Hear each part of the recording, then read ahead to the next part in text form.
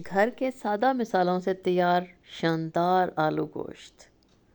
देखिए इसकी लुक, इसका टेक्सचर, मिसाले बिल्कुल अच्छी तरह भुने हुए, कोई इसके अंदर प्याज और टमाटर अलग-अलग नज़र नहीं आ रहे। क्योंकि कहने में तो आलू गोश्त एक बड़ी सिंपल सी रेसिपी है, लेकिन हर कोई इसको नहीं बना सकता। और मैंने आलू गोश्त बनाना सीखा किससे? अपनी अम्मी से। तो नरम और मज़ेदार आलू और लाजवाब सालन आज ही बनाकर आप ही आज़मा लें। क्योंकि अगर आलू गोश्त आप बनाएंगे इस तरीके से तो फिर टेस्ट आप भूल नहीं पाएंगे।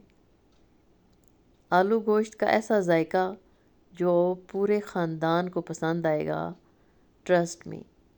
अस्सलाम वालेकुम my dear viewers, welcome to my channel. तो आज आपको बनाना मैं सिखाऊंगी जनाब आलू गोश्त, और वो भी अम्मी के तरीके से।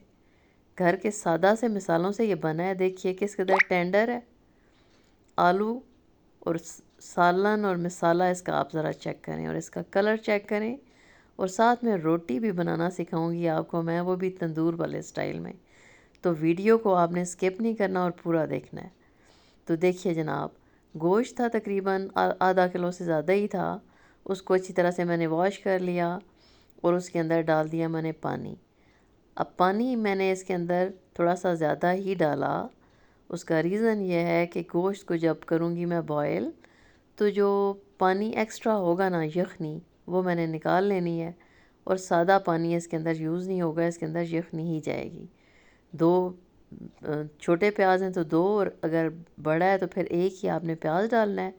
और 5-6 आपने इसके अंदर डाल देने हैं टमाटर।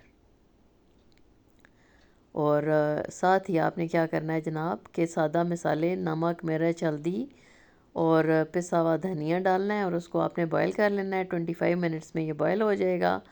टमाटर 5-6 मैंने डाले थे छिलके के साथ ही। अब जब वो बॉयल हो गया, बॉयल आपने गोश्त को फुल नहीं करना, यानी तकरीबन 90% डन होना चाहिए, क्योंकि जब ये भुनेगा तो फिर तभी इसकी लुक अच्छी आएगी। अब छिलके आप देखिए कि आराम से इसके छिलके उतर जाएंगे। थोड़ा सा पानी मैंने इसके अंदर रहने दिया है, और अब मैंने कुकर से इसको ट्रांसफ़र कर दिया है एक दूसरे बर्तन में। हड्डियाँ इसकी साथ ही, ये देखिए इतना ये अच्छा हो गया है, मतलब इतना नहीं है लेकिन हड्डियाँ फिर भी इसकी अलहदा हो रही हैं। तो अब आपने इस टाइम पे इसका पानी इसी के अंदर ड्राई करना है। उसके साथ ही टमाटर जो हैं वो भी इसके साथ अच्छे से टेंडर ऑलरेडी हो चुके हैं, मज़ीद भुन जाएंगे। और भुनने का जो टाइम है ना, वो आपका थोड़ा सा ज़्यादा ही लगेगा। आपने हल्की आंच पे इसको भूनना है। अब साथ ही मैंने इसके अंदर तकरीबन आधा कप से थोड़ा सा ज़्यादा ही दही था, वो मैंने इसके अंदर ऐड कर दिया। और अब ये इसी पानी के अंदर ये पकेगा और पानी इसका खुश्क हो जाएगा, मसाले इसके मज़ीद गल जाएंगे। लेकिन भुनना जो है उसका टाइमिंग बहुत मस्ट है। इसको आपने कम नहीं भूनना, इसकी भुनाई आपने अच्छी तरह से करनी है, तभी इसका ज़बरदस्त सा मसाला बनेगा। क्योंकि मोस्टली ये आलू गोश्त लोग ये बनाते हैं, समझते तो ये हैं कि ये जी बड़ी सिंपल है, लेकिन ये एक्चुअली ये बड़ी कोई टेक्निकल रेसिपी होती है आलू गोश्त की। हर एक से ये बहुत अच्छा सा नहीं पक सकता। इसके मसाले में अक्सर प्याज या वो नज़र आ रहे होते हैं, तो वो नज़र नहीं आने चाहिए। अब इस टाइम पे जब पानी तकरीबन ड्राई हो चुका था, तो मैंने इसके अंदर ऑयल डाला।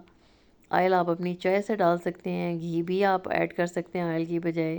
तो अब देखिए जो जो ये भुनता जाएगा ना, तो ये ऑयल इसके ऊपर आता जाएगा। तो इसका मतलब ये होगा कि ये इसकी भुनाई का टाइम अभी शुरू हो गया। लेकिन ऑयल ऊपर आते ही आपने ये नहीं समझना कि भुनाई डन हो गई या नो। इसको आपने अच्छा खासा इसको भूनना है, यानी हल्की आंच के ऊपर आपने इसकी भुनाई करनी है। अब हड्डियाँ अलहदा हो गई हैं और गोश्त जो है वो अच्छे से, आपको अभी भी नज़र आ रहा होगा कि गोश्त गला हुआ उस तरह से है, लेकिन अलहदा नहीं हो रहा कि बहुत ज़्यादा भी इसको गलाना नहीं है आपने। क्योंकि 90% मैंने इसलिए कहा क्योंकि 90% जो 10% रिमेनिंग है ना, वो भुनाई के अंदर वो अच्छा टेंडर हो जाएगा। अब देखिए, अब ये भी नहीं है कि आपने स्पून को कंटिन्यूसली चलाना है, नहीं, आंच को हल्का रखें। थोड़ी थोड़ी देर के बाद आप स्पून इसके अंदर मिक्स करते जाएं मसाले को। तो अब आपको नज़र आ रहा होगा कि मसाला कितने अच्छे तरह से भुनता जा रहा है। अब आलू इस टाइम पे मैंने ये किया कि आप अर्ली स्टेज पे ही आलू अगर डालना चाहें तो आप डाल सकते हैं, उनके साथ बुनाई कर लें। लेकिन मैंने क्या किया कि मैंने आलू जो थे ना वो भी इसी तरह से 90% मैंने उनको बॉईल कर लिया, और पानी के अंदर मैंने तकरीबन थोड़ा सा साल्ट भी डाला ताकि वो साल्ट का जो टेस्ट है वो आलूओं के अंदर आ जाए। अब आपको नज़र आ रहे होंगे कि ये अभी गले में नहीं है, तकरीबन 90% है, 85% थे। तो अब बुनाई के दौरान ही ये आलू जो है ना ये अच्छे से गल जाएंगे। अब ऑलरेडी इसकी अच्छी खासी बुनाई हो चुकी थी। अब जब मैंने आलू इसके अंदर शामिल किए तो अगेन मैंने इसको भूनना है ताकि जो मसालों का टेस्ट है वो आलूओं के अंदर भी रच बस जाए। तो आपने इसको ज़रूर ट्राई करना है। आम तौर पे घर में बनता है, लेकिन इस रेसिपी को आपने ज़रूर ट्राई करना है क्योंकि सिंपल मसाले इसके अंदर डाल रहे हैं। अब थोड़ा सा मज़ीद मैंने इसके अंदर थोड़ा सा पानी ऐड किया और फिर मैं उसको बुनाई ही कर रही हूँ। अगर आप मेरे चैनल पे नए हैं तो मेरे चैनल को सब्सक्राइब कर लें और वीडियो को अपने फ्रेंड्स फैमिली के साथ शेयर भी कर दिया करें, क्योंकि मैं तो ये समझती हूँ कि जिस तरह से आपको कोई चीज़ आती है और आप दूसरों के साथ शेयर कर रहे होते हैं तो ये भी एक बहुत बड़ी नेकी का काम है। कि जैसे ये चैनल मैं चला रही हूँ तो उसका बेसिक रीज़न यही था कि मैंने अपने स्टूडेंट्स के लिए बेसिकली ये बनाया, और मेरा नेफ्यू उसने मुझे ये कहा था कि जी आप अपना एक चैनल बनाएं। तो मैंने फिर इसलिए ये चैनल शुरू किया, क्योंकि एक तरह से ये ऐसे है कि जो आपको चीज़ आती है आपको ज़रूर दूसरों के साथ शेयर करना चाहिए। तो अब ये हुआ कि जनाब वो जो पानी था यखनी आपको मैंने बताया था, वो यखनी मैंने ऐड की। इसको थोड़ी सी देर मैंने ढका, फिर पकाया, और अब मैंने इसके अंदर कसूरी मेथी और गरम मसाला थोड़ा सा ऐड कर दिया। और इसको देखिए, अब एंड पे आपने ये करना है कि धनिया आपने डालना है। और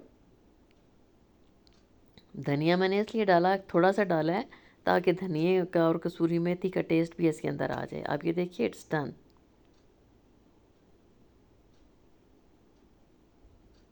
बहुत प्यारा सा इसका कलर आया है और ज़बरदस्त ये देखिए तैयार हो चुका है। अब मेरा मूड ये बना कि मैं इसके साथ तंदूर वाली रोटी नान बनाऊं। तो ये मेरी फ़र्स्ट अटैम्प्ट थी, ये मैंने बनाया इसको तवे के ऊपर। तवे की बैक साइड पे आप बना सकते हैं। फ़र्स्ट अटैम्प्ट में भी इतनी कामयाब ना हो, लेकिन सेकंड जो है ना इंशाल्लाह वो ज़रूर बेहतर हो जाएगी। तो आपने भी इसको ट्राई करना है। अब तवे की बैक साइड पे ये लगाया, उसके साथ पानी मैंने लगाया और उसको मैंने तवे के ऊपर लगा लिया, और फिर मैंने उसको सेक लिया बोथ साइड से। टर्न करके आपने इसमें सेक लेना है, और आलू गोश्त के साथ ये तंदूर वाली रोटी बहुत ही मज़ा देगी। तो आपने इसको मस्ट ट्राई करना है। मेरे साथ चैनल के साथ जुड़े रहिएगा। Thank you so much for watching. Take care and अल्लाह हाफिज़।